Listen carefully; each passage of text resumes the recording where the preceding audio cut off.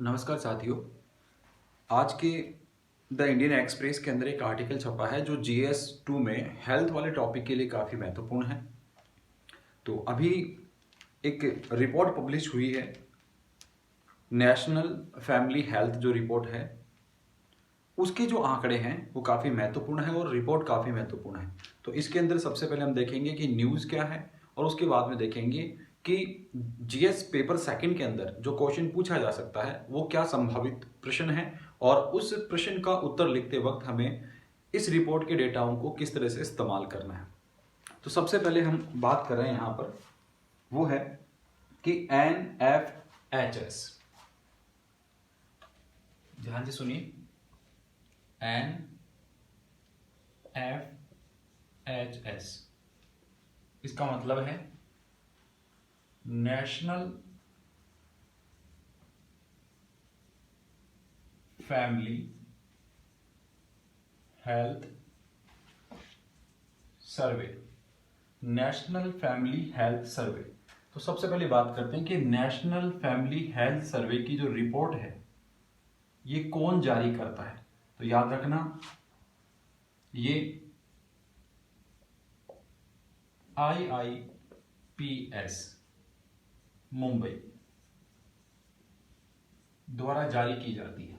अगर आपसे पूछे कि नेशनल फैमिली हेल्थ सर्वे की रिपोर्ट किसके द्वारा जारी की जाती है तो आपका जवाब होगा वो IIPS मुंबई द्वारा जारी की जाती है।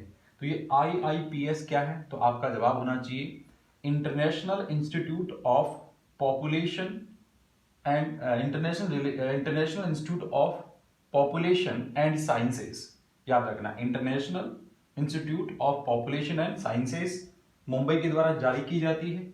और याद रखना, ये भारतीय परिवार कल्याण मंत्रालय की एक नोडल एजेंसी के रूप में काम करता है। नोडल एजेंसी के रूप में काम करता है।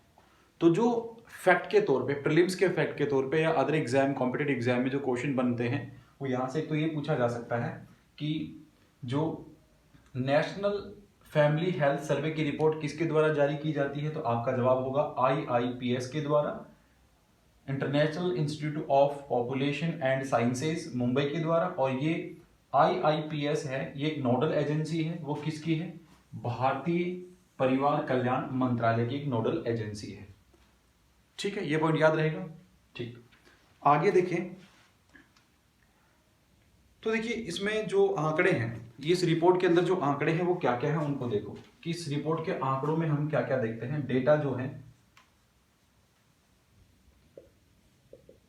ये NFHS आती है, इसमें क्या क्या आंकड़े होते हैं। तो इसमें एक जो डेटा हमको मिलता है वो स्वास्थ्य, मतलब हेल्थ, स्वास्थ्य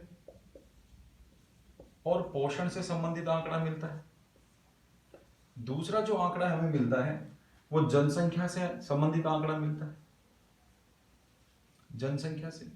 तीसरा जो आंकड़ा हमें यहां पर मिलता है वो मृत्यु पंजीकरण से लेकर मिलता है, मृत्यु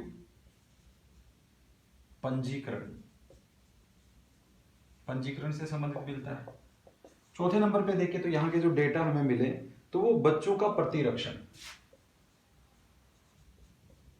बच्चों का प्रतिरक्षण, इनसे संबंधित आंकड़े NFHS के द्वारा प्रस्तुत किए जाते हैं। तो ये 4 प्रकार के आंकड़े हैं, इसके द्वारा प्रस्तुत किए जाते हैं। अब ये रिपोर्ट कहती क्या है ये हमें समझने की जरूरत है। तो आइए सबसे पहले हम इस रिपोर्ट में क्या क्या है उनके बारे में जानकारी प्राप्त करते हैं। देखिए, लगातार जनसंख्या वृद्धि है वो हमारे लिए एक चिंता का विषय बना था। तो सरकार पिछले कई दशकों से सस्टेनेबल फैमिली प्रोग्राम, जिसे हम बोलते हैं ना सतत परिवार नियोजन कार्यक्रम, वो चला रही थी। और 2014 से 2019 के बीच में NFHS 4 इसकी रिपोर्ट हुई। उसके बाद में NFHS की जो 5 की रिपोर्ट है वो दिसंबर 2020 के अंदर पहले फेज की आई। अब हाल ही में, मतलब आज के जो जो लास्ट बुधवार, ये बुधवार गया, इसके सेकंड फेज की जो रिपोर्ट आई है, उस रिपोर्ट के आंकड़े क्या क्या कहते हैं, आइए उनके बारे में हम सबसे पहले बात करते हैं। तो उन्होंने कहा, रिपोर्ट कहती है कि भारत में जो महिलाओं की प्रजनन क्षमता है उसकी रिपोर्ट आई है, जिसको हम बोलते हैं टोटल फर्टिलिटी रेट, कुल प्रजनन क्षमता। तो उसका एक टर्म तो आप समझना सबसे पहले कि ये जो TFR है ये क्या है, पहले समझो। हिंदी में बोले तो कुल प्रजनन दर, ये क्या होती है? कहने का मतलब क्या हुआ कि नंबर ऑफ चिल्ड्रेन पर वुमेन, कि प्रति महिला बच्चों की संख्या क्या है, उसकी दर को हम क्या कहते हैं? कुल प्रजनन दर कहते हैं। बात समझ में आई? कहने का मतलब ये हुआ, यहां से छोटी सी बात को और समझा दूं। जैसे कि मान लीजिए 100 महिलाएं हैं और 100 महिलाओं के 250 बच्चे हैं, तो आप कहेंगे कि जो प्रजनन दर है वो 2.5 है। बात समझ में आई कि नहीं? तो ये दर क्या कहलाती है? टोटल फर्टिलिटी रेट कहलाती है, कुल प्रजनन दर कहलाती है। अब एक बात को आपको समझना है, वो थोड़ा ध्यान दीजिए। ये रिपोर्ट कहती है कि भाई कोई भी राष्ट्र है वो अपने आप को एक स्थिर जनसंख्या वृद्धि की ओर लेके जाता है। स्थिर जनसंख्या वृद्धि का मतलब था replacement population growth. Replacement population growth का मतलब है कि जितने लोगों की मृत्यु हुई उतने ही लोग अगर पैदा हो जाए तो वो स्थिर जनसंख्या वृद्धि में रहता है। किस में रहता है? स्थिर जनसंख्या वृद्धि, मतलब कांस्टेंट रेट में चल रहे हैं, जितने लोगों की मृत्यु हुई उतने लोगों को जन्म हुआ, जिसको हम क्या बोलते हैं? रिप्लेसमेंट पॉपुलेशन ग्रोथ बोलते हैं। बात समझ में आई कि नहीं? ठीक है। तो भारत ने, ध्यान से सुनना, भारत ने अपनी जो स्थिर दर है, स्थिर जनसंख्या दर, स्थिर जनसंख्या दर, स्थिर जनसंख्या दर वो 2.1 निर्धारित कर रखी है। कितनी कर रखी है? 2.1 निर्धारित कर रखी है। याद रखना, यहां तक की बात समझ में? हाँ, तो अगर 2.1 पर अगर जनसंख्या, 2.1 का मतलब क्या हुआ, इस बात को समझिए। इसका मतलब क्या हुआ? इसका मतलब ये समझो कि 100 महिलाएं हैं, वो 210 बच्चों को जन्म देती हैं, तो उसकी जो एक्चुअल रेट है 2.1 है। तो अगर ये 2.1 रेट है कि 100 महिलाओं के 210 बच्चे हो रहे हैं, तो मानेंगे कि भारत की जो जनसंख्या है वो सतत रूप से वृद्धि कर रही है, रिप्लेसमेंट पॉपुलेशन है। बात समझ में आई कि नहीं? तो याद रखना, ये जो डेटा है 2.1, ये भारत की जनसंख्या स्थिर दर को दर्शाता है। अब हुआ क्या, उस बात को थोड़ा हम समझने की कोशिश करते हैं कि भारत की जनसंख्या नीति है। अब एक बात को समझना कि भारत की पॉपुलेशन जो नीति है, भारतीय जनसंख्या नीति 2000 के अनुसार हम अपनी स्थिर दर को प्राप्त कर लेंगे, स्थिर जनसंख्या दर को हम प्राप्त कर लेंगे। और कब तक? तो आपका जवाब होगा 2075 तक। हमने टारगेट रखा कि 2075, हमने पहले रखा था 2045, लेकिन हमें लगा नहीं था कि ऐसा हो जाएगा, तो 2075 तक हमारी स्थिर दर को हम प्राप्त कर लेंगे, ऐसा भारत का मानना था। ठीक है।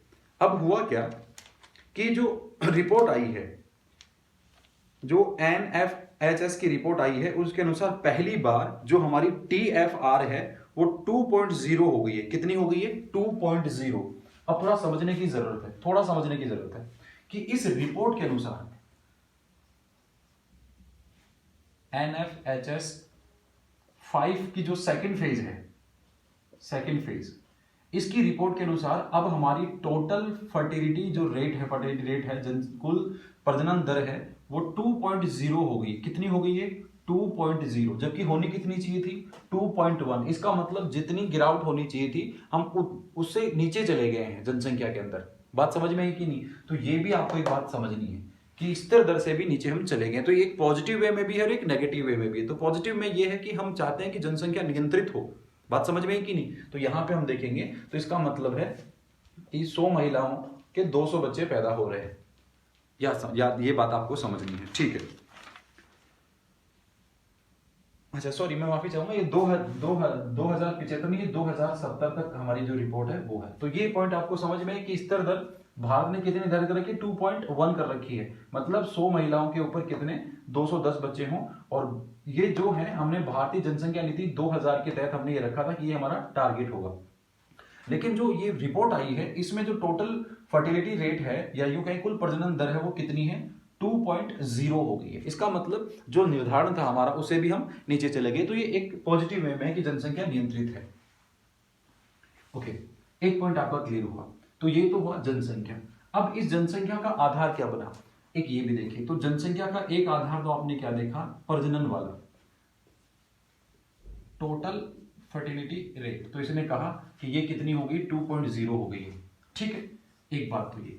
और ये क्या कहता है, ये स्थिर जनसंख्या, स्थिर जनसंख्या से भी डिक्लाइन कर रही है, उससे भी नीचे जा रही है। ठीक है, कि हमने कहा कि इतनी करेंगे उससे भी नीचे जा रही है तो हम हमारी जनसंख्या को कंट्रोल कर लेंगे। एक बात तो ये। दूसरी बात, यहां एक बात और हो गई, लिंगानुपात है उसमें भी बड़ा परिवर्तन हुआ है। लिंगानुपात, जनसंख्या लिंगानुपात, इसमें मतलब क्या है कि आप ये कहोगे कि 1020 महिलाएं हो गई हैं 1000 पुरुषों के ऊपर। ये मेल है, ये क्या है, फीमेल है या वुमेन है। तो ये बड़ी अच्छी बात हुई। अब तक हम देख रहे थे कि लास्ट रिपोर्ट में हमने देखा था कि 1000 पुरुषों पर 991 महिलाएं थी। लेकिन इस रिपोर्ट में हमें बताया कि 1000 पुरुषों पर 1020 महिलाएं हैं। तो लिंगानुपात हमारा इस रिपोर्ट के अनुसार ये है। तो पहले आंकड़े में तो हमने देखा कि स्थिर जनसंख्या की ओर बढ़ने वाला राष्ट्र, हम लगभग हमारे जो दशक के आंकड़े हैं जब हम चाहते हैं कि कंट्रोल कर लें तो वाकई हम कंट्रोल कर लेंगे। एक बात तो ये है, ये तो ये जनसंख्या को लेकर। आगे ये रिपोर्ट क्या कहती है कि भाई ये जो NFHS की जो रिपोर्ट है ये पहली बार दर्शाती है, आजादी के बाद पहली बार ऐसा हो रहा है कि हम हमारी स्थिर दर को प्राप्त कर पाए हैं। अच्छा, इसमें कुछ खास बात देखिए, ये भी बड़े कमाल की बात है। इसी में इसका डेटा ही है कि जो ये रिपोर्ट हमारी है टोटल फर्टिलिटी रेट वाली, टोटल फर्टिलिटी रेट ये 2.0 है। इसको दो भागों में आप समझिए, एक आप समझिए ग्रामीण, ग्रामीण, और एक क्या समझे, शहरी। ठीक है, तो ग्रामीण और शहरी में क्या क्या कहती है रिपोर्ट कि जो अर्बन एरिया है, अर्बन एरिया के अंदर आप बताएंगे शहरी वाला उसकी जो है वो 1.6 है। और जो ग्रामीण वाला एरिया है, ग्रामीण का जो एरिया है उसमें 2.1 है। कितनी है, 2.1। ये इंपॉर्टेंट डेटा है। इसका मतलब क्या हुआ, अगर शहर में हम बात करें तो 100 महिलाओं के 160 बच्चे हो रहे हैं। 100 महिलाओं के कितने हैं, 160 बच्चे हैं। जबकि हम बात करें, ये शहरी की होगी, ग्रामीण की बात करें तो हम बोलेंगे कि 100 महिलाओं के 210 बच्चे पैदा हो रहे हैं। तो हम ये कहें कि जो शहरी महिलाएं हैं, शहरी महिलाएं हैं और जो ग्रामीण महिलाएं हैं, तो शहरी महिलाओं के अंदर जो प्रजनन की जो दर है वो गिरावट आई है, जबकि ग्रामीण महिलाओं में अब भी प्रजनन दर वो कुछ खास गिरी नहीं है। ठीक है, अच्छा, इनसे एक बात समझ में आती है, यहां पर दो चीजें हमें देखने को मिली। एक तो जो गर्भ निरोधक हैं, गर्भ निरोधक, इनका इस्तेमाल बढ़ा है। और दूसरी बात, महिलाओं पर, याद रखना, महिलाओं पर भार आया है, किसके लिए, कि प्रजनन दर को वो कंट्रोल करें। पुरुषों का इतना दायित्व नहीं रहा, महिलाओं पर ये भार आया। ये बात भी आपको यहां पे समझनी है। ठीक है, तो ये जनसंख्या को लेकर आपने डेटा दी। दूसरा डेटा ये जो रिपोर्ट जारी करती है वो कुपोषण को लेकर जारी करती है। तो वो क्या कहता है वो भी देखिएगा। अगला डेटा क्या कहता है इसका रिपोर्ट का, आइए समझने की कोशिश करते हैं। अगला जो डेटा है वो माल न्यूट्रिशन के बारे में बात करता है, कुपोषण के बारे में बात करता है। न्यूट्रिशन की बात करता है, मतलब कुपोषण के बारे में बात करता है। अब देखिए, कुपोषण के जो आधार है, मापदंड है, कुपोषण के जो मापदंड है उनको समझते हैं। सबसे पहले कुपोषण के जो मापदंड हैं उनको समझने की कोशिश करते हैं। तो कुपोषण के जो मापदंड हैं उनमें आप देखिए, एक तो होता है आपका वेस्टिंग। याद रखना, मैंने कोशिश की कि मैं आपको अच्छे से बता पाऊं। वेस्टिंग, वेस्टिंग का मतलब क्या, पहले इस बात को समझें। वेस्टिंग का मतलब होता है हाइट की तुलना में वजन में कमी। ऊंचाई की तुलना में वजन में कमी, कि भाई ऊंचाई के हिसाब से किसी बच्चे में जितना वजन होना चाहिए उतना वजन अगर नहीं हो तो वो वेस्टिंग के अंदर आता है। किसमें आता है? वास्टिंग के अंतर्गत आता है। दूसरा अगर इसका देखें तो वो हमारा आता है स्टनिंग। दूसरी बात करें तो वो आता है स्टनिंग। स्टनिंग का मतलब होता है वृद्धि में रुकावट। वृद्धि में रुकावट। वृद्धि में रुकावट का मतलब हम ये कह सकते हैं, वृद्धि में रुकावट की अगर बात करें तो हम कह सकते हैं कि एज के अनुसार एज के अनुसार ऊंचाई में कमी, आयु के अनुसार ऊंचाई में कमी। अगर एक उम्र के हिसाब से किसी बच्चे की हाइट इतनी होनी चाहिए उतनी नहीं हो रही है तो स्टनिंग के अंतर्गत आ रहा है। रुकावट में उसकी क्या हो रही है? वृद्धि में क्या हो रही है? रुकावट हो रही है। ठीक है, तो हमने वेस्टिंग देखा, स्टनिंग देखा, और एक हम देखते हैं यहां पर अब अंडरवेट।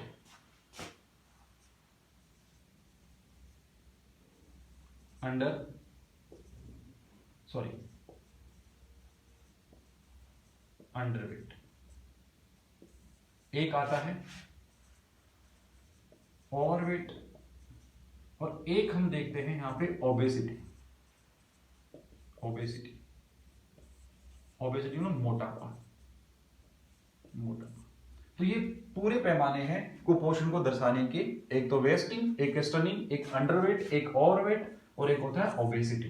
तो ये रिपोर्ट क्या कहती है इस बात को समझिए। देखो मैं आपको बता दूं थोड़ा सा कि ओवरवेट क्या होता है। कि ओवरवेट तब समझा जाएगा जब एमबीआई की जो रेट है, ठीक है, एमबीआई की रेट है अगर वो 25 से ज्यादा हो जाए, याद रखना 25 से ज्यादा एमबीआई हो जाए, सॉरी बीएमआई, मैं गलत बोल गया, बीएमआई बेसिक मेटाबॉलिज्म रेट है, अगर ये 25 से ज्यादा हो जाए तो वो क्या है? ओवरवेट।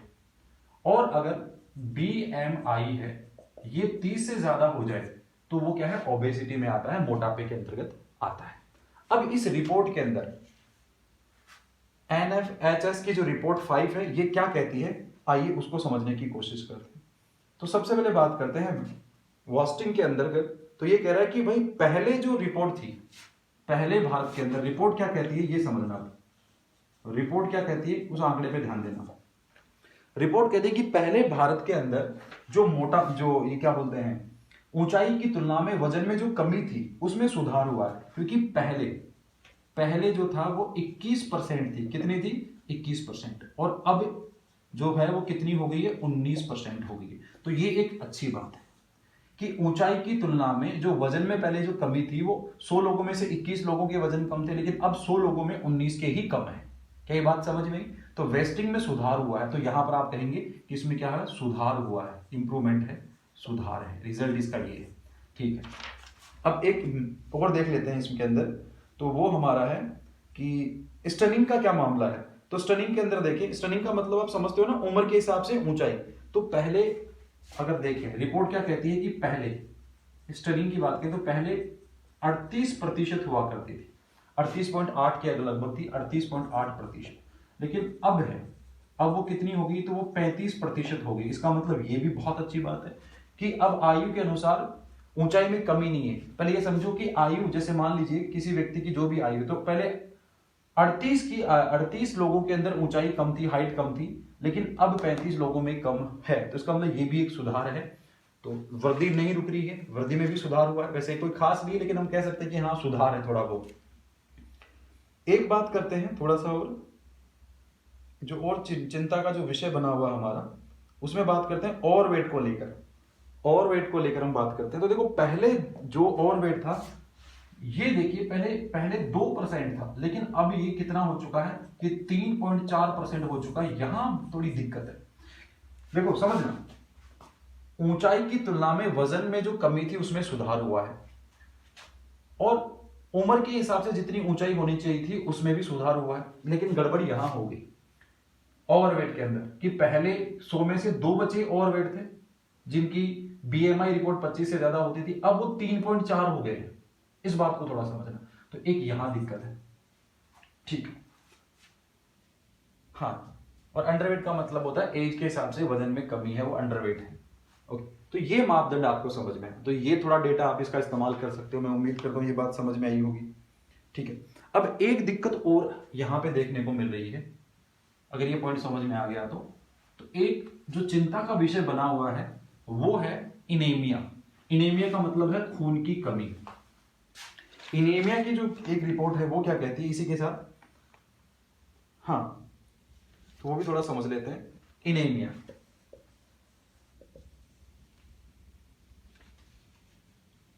सॉरी, इनेमिया की रिपोर्ट है उसको देखिए।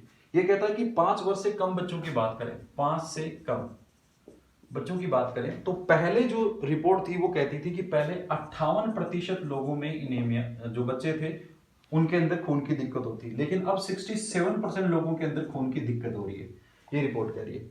और ये कहती है कि 15 से 19 साल की जो लड़कियां हैं, गर्ल्स, महिलाएं हैं, बच्चियां हैं, क्योंकि यही उनके शरीर के विकास काल होता है, तो इसके लिए भी एक चिंता का विषय है कि पहले ये 54 हुआ करती थी, 54% हुआ करती थी, अब ये 59% हो चुकी है। तो ये भी थोड़ा चिंता का विषय, इसमें भी सुधार की आवश्यकता है, सुधार की आवश्यकता है। अब सुधार कैसे होगा? पोषण उपलब्ध करवाया जाए, पोषण ये उपलब्ध करवाया जाए। एक ये रिपोर्ट आपके सामने आई है, ठीक है, और क्या कहती है ये रिपोर्ट और देखते हैं।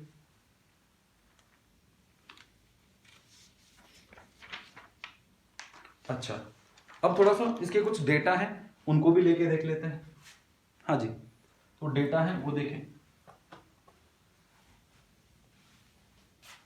तो देखिए यहां अगर आपसे पूछा जाए कि NFHS 5 के अनुसार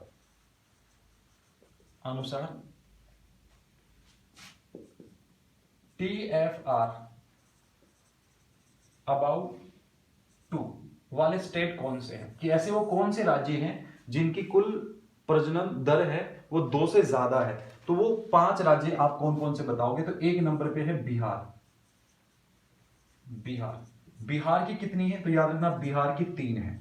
दूसरे नंबर पे आपसे पूछा जाए तो वो मेघालय की जो है वो कितनी है? 2.9 है। तीसरे नंबर की बात करें तो यूपी की जो TFR है वो 2.3 है। और चौथे नंबर पे आता है झारखंड की जो है वो, अच्छा, यूपी की 2.4 है और झारखंड की 2.3 है। और मणिपुर 5वें नंबर पे आता है मणिपुर। तो मणिपुर की जो TFR है वो 2.2 है। अब खास बात आपको एक और देखनी है। पहला पॉइंट ये देखा, 2 स्टेट ऐसे हैं जो TFR के बराबर हैं, सेम है जहां पे। एक तो है अपना राजस्थान, ठीक है, एक राजस्थान है और दूसरा है मध्य प्रदेश। इसकी भी 2 है और जो आपका मध्य प्रदेश है उसकी भी जो TRF रेट है वो कितनी है? 2 है। तो ये आंकड़े बहुत महत्वपूर्ण हैं। अगर आप हेल्थ से संबंधित कोई क्वेश्चन यहाँ पे लिखते हो तो उसमें आपकी काफी हेल्प करने वाले आंकड़े आपको देखने को यहाँ पर मिलेंगे। अब यहाँ पे जो चीजें हमें देखने की जरूरत है उसके भी हम बात कर लें। तो इससे देखो कंक्लूजन क्या निकलता है। एक तो ये है कि भाई कुछ हिस्सों में तो हमने सुधार किया लेकिन कुछ में अभी भी कमी है, जैसे ओबेसिटी को लेकर बात करें। दूसरा यहाँ पे तथ्य हमने देखा था कि जो जनसंख्या हमारी स्थिर अवस्था में हमें जानी है तो 2.1 रखनी है, लेकिन ये तो 2 ही चली गई, तो कुछ गिरावट भी हुई है। तो इसका मतलब हम रिप्लेसमेंट पॉपुलेशन ग्रोथ की तरफ नहीं जा रहे, उससे भी डिक्लाइन करके उससे भी नीचे चले गए। तीसरा है कि जो महिलाओं के ऊपर जो गर्भ निरोधक का उपयोग करने का चलन बढ़ा है वो एक छोटा सा चिंता का विषय हो सकता है, बट ये यूं कहें कि ये पॉपुलेशन कंट्रोल के लिए ठीक है। ओके, अब हमें एक बात और समझनी है कि पोषण युक्त आहार की कमी की वजह से जो ओबेसिटी और ओवरवेट हो रहा है उसको कंट्रोल करने की आवश्यकता है, ये रिपोर्ट ये कहती है। अच्छा, ये रिपोर्ट ली क्यों जाती है? सबसे पहले अगर आपसे पूछा जाए कि NFH रिपोर्ट है ये ली क्यों जाती है, तो याद रखना आंकड़ों के माध्यम से हमें एक बेंचमार्क मिल जाता है और उस बेंचमार्क के उस आधार के हिसाब से हम नई दिशाओं के अंदर जो नियोजन के कार्यक्रम हैं उनको हम चला सकते हैं और सफलता प्राप्त कर सकते हैं। ये पॉइंट आप इसमें लिख सकते हैं। अब इसके लिए जो क्वेश्चन बनता है वो ये बनता है कि हाल ही में राष्ट्रीय स्वास्थ्य सर्वेक्षण 5 द्वारा जारी रिपोर्ट के आधार पर भारतीय स्वास्थ्य पर एक आकलन कीजिए या उसका आकलन कीजिए या एक लेख लिखिए। तो इन तमाम डेटाओं का आप इस्तेमाल करके इस सवाल का आंसर दे सकते हो। तो मैं उम्मीद करता हूं ये डेटा आपके लिए काफ़ी काम के रहेंगे और GS2 में जो हेल्थ वाला है वहां आप इसको लिखेंगे, साथ ही प्रीलिम्स में भी आपको ये काफ़ी हेल्प कर सकता है और बाकी जो भी एग्जाम्स हैं उनमें भी आपको ये हेल्प करेगा। धन्यवाद।